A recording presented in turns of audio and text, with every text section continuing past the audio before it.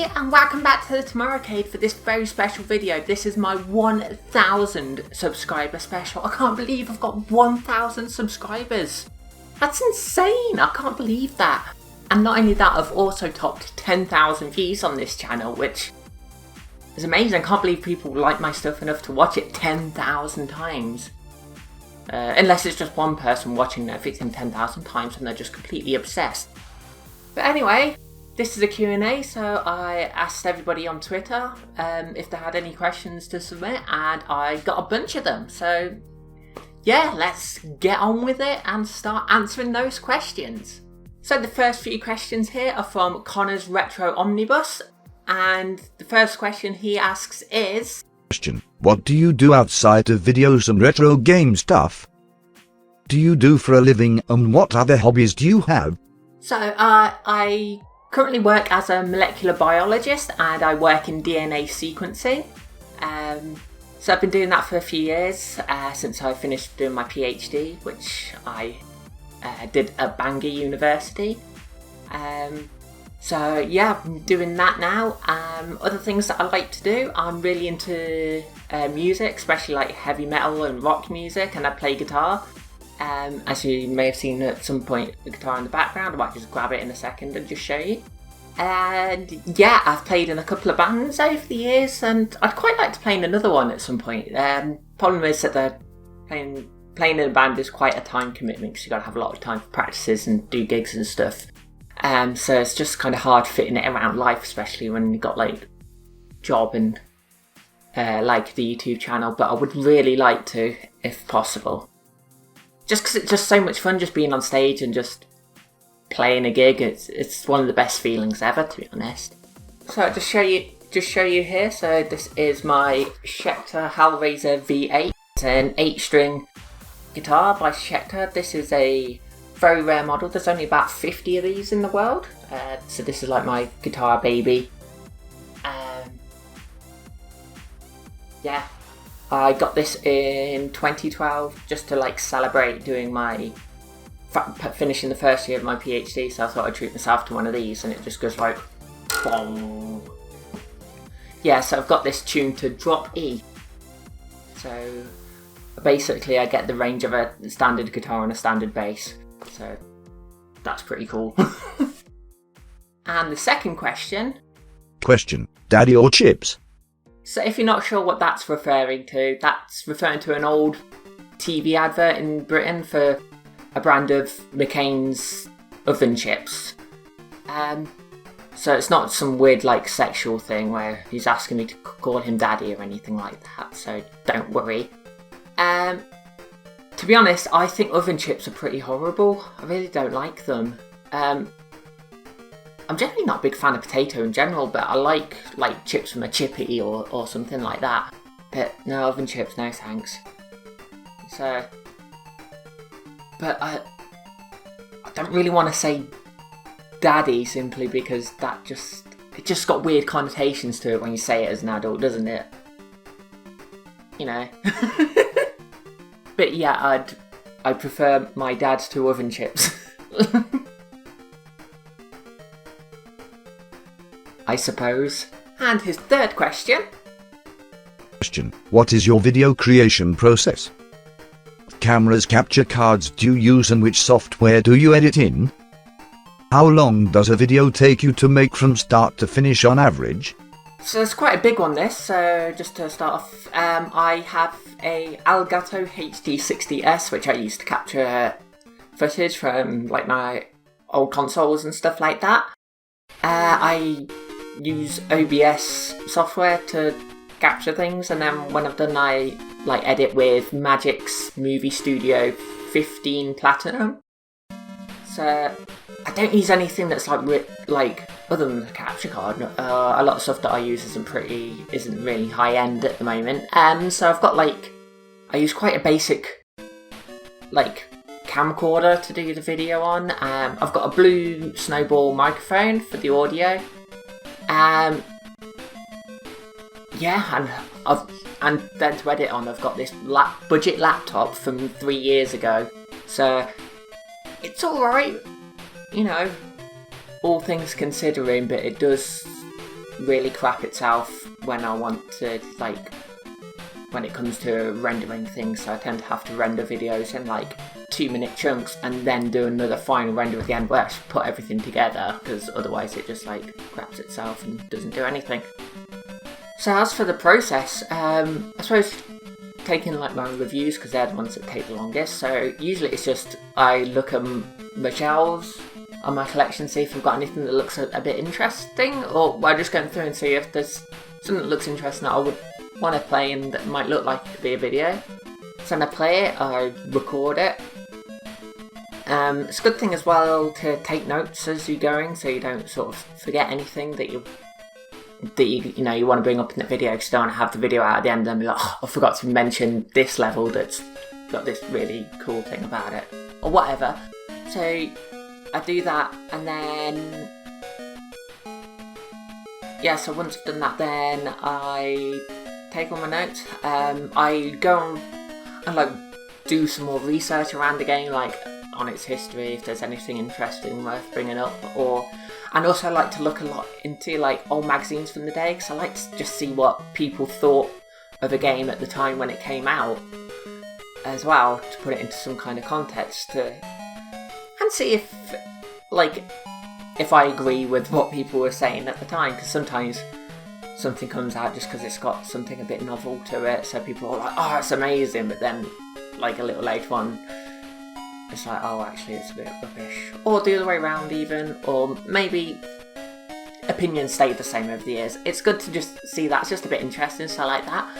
And then I write a big script, highlight what I'm going to say on camera and what's going to be the voiceover for everything else. Then I record the voiceover and record the camera stuff, edit the audio, that takes a while. So basically that's I'll cut out all the bad stuff that, like, there's no way I've messed up a line, just so that can be gone. So there's that kind of editing, and then taking out all the, like, breathing and stuff like that, which you don't want on there. So editing that out and getting it so it sounds nice, and removing any background noise and that kind of thing. And then editing it in the video, and splicing it all, uploading it, make a thumbnail. The editing process, that's the bit that takes the longest. Like, I can't really say how long it takes to do, because it differs on the video and how long it's going to be, plus also how complicated bits are to it. But it can take a very long time. Like, sometimes it's like 4 or 5 hours just for like a minute of video. I'm not even exaggerating there. I'm not like a pro level editor or anything like that. I'm new to this. My first video I ever edited was my Clockwork Knight review that came out last year. So I'm still really new, and I'm still learning stuff, and so it'd probably take someone with more experience a lot quicker than it takes me. But I'm getting better at it, I think. And then that's it really for that. Shall we have another question then? And this question comes from the Affro Show. He has a YouTube channel of his own. Make sure you check it out. It's got a lot of good stuff on there where he picks up games and reviews them and shows, just loads of old games and things. So it's a great channel. Link in the description. Go give him a sub and check out some of his content. And he asks, "Hello Tamara, here's a question for you. What would you say is your favorite game soundtrack? Looking forward to the answer. Laughing face." Ooh, sir, favourite video game soundtrack. Now that is a tough one. The one that initially comes to mind is Super Turrican on the Super Nintendo. I just absolutely adore the music in that game. It's incredible. I believe it was composed by Chris Schulzbeck. Probably butchering that pronunciation, but a legendary video game composer. Some of my other favourites that come to mind include Super Castlevania 4, also on the Super Nintendo. Streets of Rage 2 on the Mega Drive, one of Yuzo Koshiro's crowning moments. That was absolutely fantastic. Oh, and Revenge of Shinobi, also another Yuzo Koshiro soundtrack, and yeah, just also incredible. So they're probably some of my favourites just there. Whichever's my favourite probably just changes on depending on the day, to be honest. Yeah, but they're up there. And the next question is from Gurnaldinho Plays. So he also has a YouTube channel, so go check that out. Also another link in the description. He has a great gaming YouTube channel, especially if you're a fan of the Xbox 360, then check out his channel there, because I believe he's going for like a full set, and he's trying to get 1 million Xbox gamer score. So if that sounds interesting, make sure you go check out and give him a sub. And his question: Congrats on the 1K. I would simply like to ask, as a person myself who's into achievements, what are your opinions on the achievement trophy system, and does it or has it ever affected how you've gamed? Sort of. The only like current gen console I have is the Switch, which doesn't have like trophies and achievement system like what you get on Xbox One and the PS4. But I do really like completing games 100%. Like, usually if I get into a game, I get really into it and I have to do everything that is there, unlock every single thing that is to unlock, go everywhere, complete 100%. So I do really like kind of that sort of thing, just doing everything in the game, even if there isn't like a sort of an achievements or trophy system to go along with it. So I can see why they'd be very appealing, and I probably would get hooked on that kind of thing if they came to Switch, but there doesn't seem to be any sign that that's going to be happening anytime soon. So I just gotta keep to my own challenges of doing games as much as I can, really, I suppose. And the next question here is from Carl Deacon, and he asks, from YouTube, what would be your ultimate dream job and why? Also favourite and which filling? Muddy. Well, as I said earlier, like, I play guitar and I've played in a couple of bands, so I suppose a dream job, like, well, who wouldn't want to be a rock star, you just go around the world touring and playing in front of stadiums full of people. It's a dream job, obviously, not the reality where it's you're playing a club in front of, the bar staff and the sporting band and that's it. So yeah, do that, release albums, have loads of screaming fans, and you just go and party all night and rock and roll all night and party every day. That's it. Yeah, so there you go, dream job, but the chances of that happening is rather unlikely. So looks like you're stuck with me on here, I'm afraid. As for the question about my favourite sandwich filling, I oddly had that in a previous Q&A, so I answered it there, so why not check that out? And then he goes on to ask, shoot, I must have missed that one. Okay, most preferred angel delight flavour then? That's definitely butterscotch, without a shadow of a doubt. That's amazing. And then I had 2 questions here from 2 incredible YouTubers. Make sure you go and check them out. Again, links in the description. So firstly, there's Sorax Space. So he does a lot of absolutely hilarious video game reviews. So if you like the sort of stuff that I do, then you'll love his channel. So definitely go check him out. And secondly, Ozpod. And his channel is the #1 place for 80s and 90s nostalgia. So if you were a kid and at all during the 80s or 90s and just want to go and look at the stuff that you had as a kid or you saw around or other cool stuff from that era, then definitely go check out his channel. And they ask, question, what inspired you to start making videos? Congrats and keep up the good work, Tamara. K, what influenced you to start a YouTube channel? So basically, I've been into gaming for like as long as I can remember, like since I was a toddler, like talking like 2 or 3 years old. I think basically as soon as I was old enough to be able to hold a controller, I started gaming, and so it's just been a part of my life like forever. So I've always loved it, and I've always loved like retro games. Well, when I started they weren't really retro, but as you go along I've always kept going back to the old games. Like no matter what through time, I've always thought about games that I played years ago and think to be like, oh, I want to play them again, or I'd hear about another old game and I'd want to play that. So just going like that through the years, and then eventually amassing a collection and consoles and stuff like that. And also a few years ago, I really got into watching other retro gaming content on YouTube, and I just thought it looked like a lot of fun, so I thought I'd give it a go. And it was something that I've been like wanting to try for years. Like, I first started thinking about making a channel maybe in like 2015 or something, but I just kept putting it off for whatever reason. And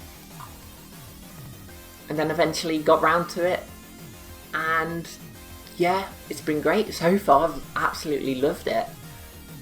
No, if I've got any regrets, it's not doing it starting years ago, and when I first like thought about it. But yeah, I've been absolutely loving it. Thought it looked like fun, and it is.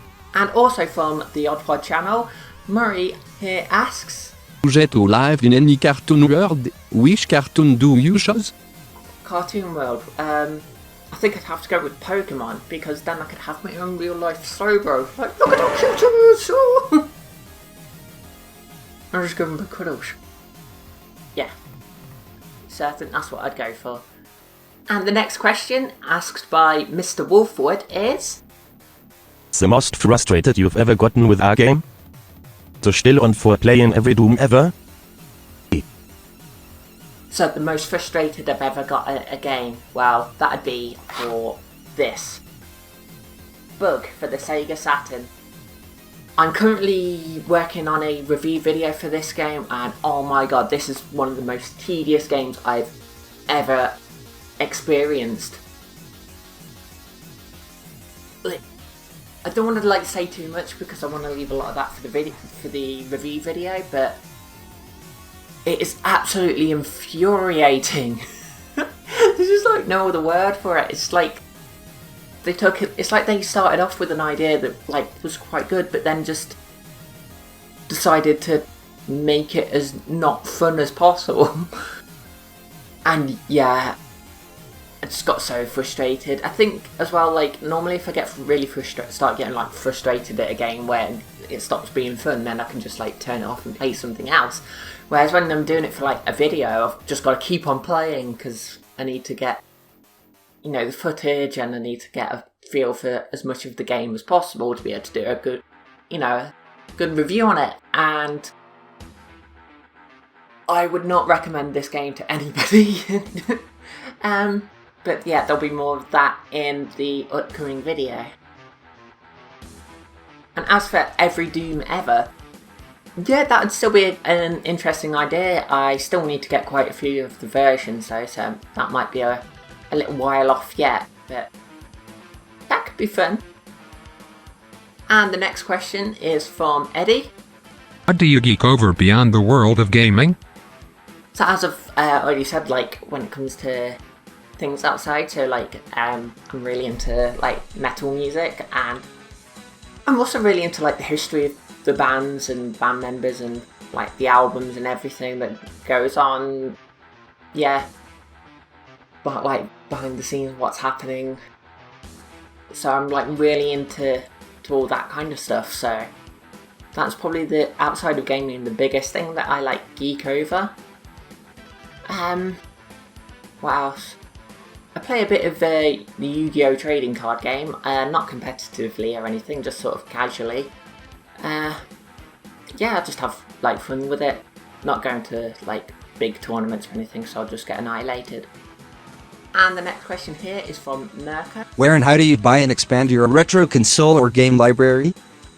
Also, what process do you go through when coming up with a topic for a video, or do you just pick something obscure from your collection? Your vids. Good luck with all that you do. So to be honest, I get most of my stuff from eBay. Yeah, there are a lot of scalpers on there putting stupid prices on things, but just ignore those. And there are still a lot of surprisingly good bargains to be had, just even from eBay. So yeah, do that. Try and go for auctions if possible when looking for things. sometimes you do get some good things on Buy It Now, but a good thing if you want to check the Buy It Nows is then sort it by newest first.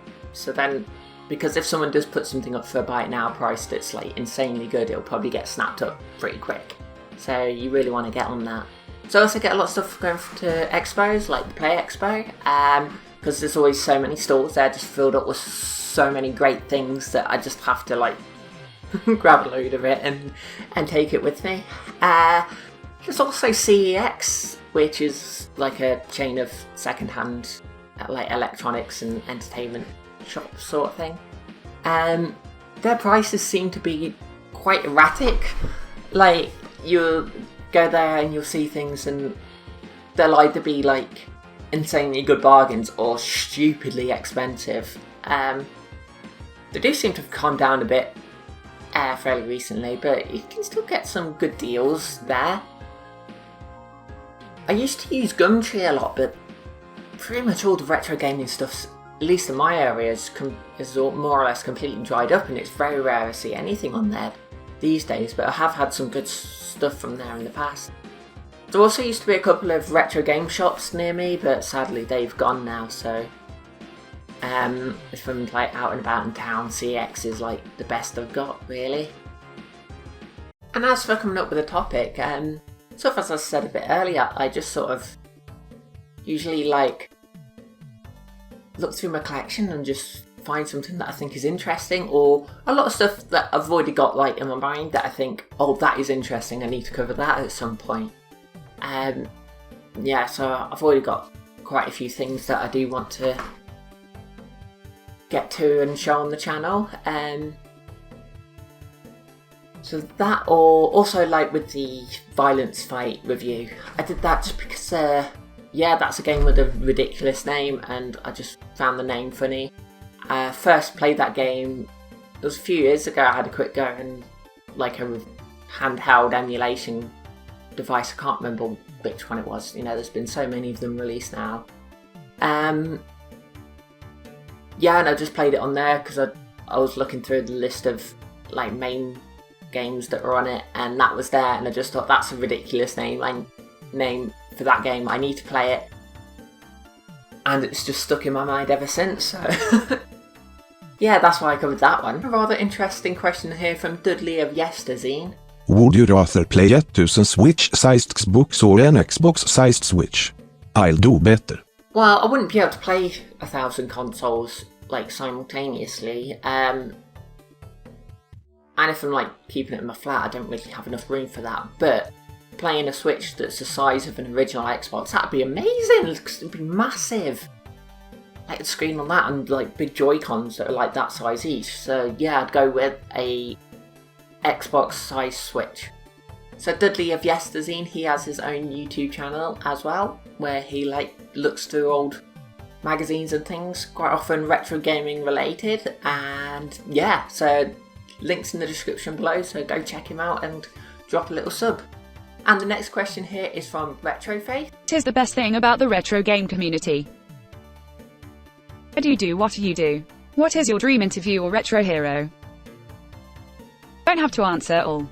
So I will answer all of those, and the best thing about the retro gaming community is just having people to share your interests with and talk to and make friends, and yeah, it's amazing just being able to talk to people that are into old games and consoles and computers and stuff as much as I am, or even more perhaps.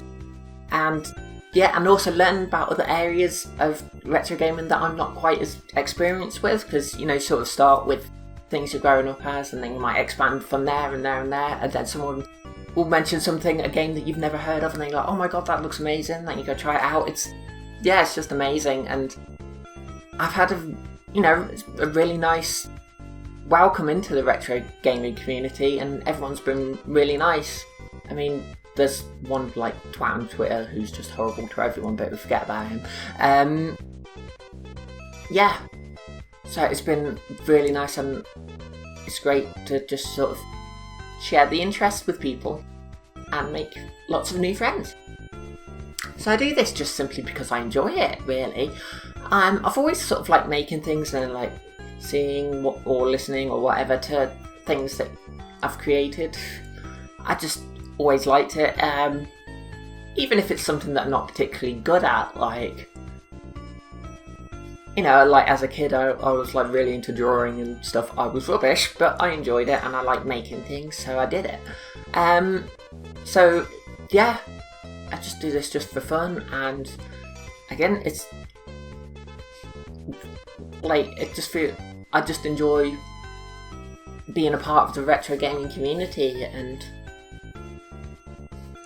sort of sharing stuff with everyone through these videos, I suppose. A dream interview of retro hero. Well, I suppose like there'd be some like kind of predictable answers there, like Shigeru Miyamoto, because, you know, the guy that created Mario and Zelda, you know, of course is going to be one of my retro gaming heroes. You've also got like Yu Suzuki, you know, from Sega, who was basically created most of their classic arcade games. So, you know, like you got Hang On and Afterburner and Outrun and everything. And he also made Shenmue series. I've only played the first one so far, but I really love it. I've got the second one, I've just not gotten around to playing it yet. So there's also all the YouTubers that have really like inspired me to do what I'm doing now, and I've actually met like a lot of them as well, and it's been amazing talking to them, and they've all been really nice. And even like working with and like doing collaborations with them, like it was amazing when I did my BBC Bridge Companion review, because of the collaboration with Retro Man Cave. Like, I just can't believe that someone who I've been like a fan of for ages, and you know, I absolutely love his content, and then there he is popping up in one of my videos. Like, yeah. And Retro Faith has her own YouTube channel, so make sure you check that out. Again, links in the description below. She has a incredible game collection. She's got like, I think almost every Sonic game ever made, like even from all regions, and a complete European Dreamcast collection. So if you're a Sega fan, definitely check out her channel. And the next question here from Jim Blimey is: Train A, traveling 70 miles per hour, leaves westward heading toward Eastford, 260 miles away. At the same time, Train B, traveling 60 miles per hour, leaves Eastford heading toward Westford. What is your favorite pizza topping? So that'd be a whole lot of cheese, then peppers, onions, black olives, I absolutely love those on a pizza, and a ton of mushrooms. And the next question is from Roxmore. Is "Why are you so awesome" a bit too broad?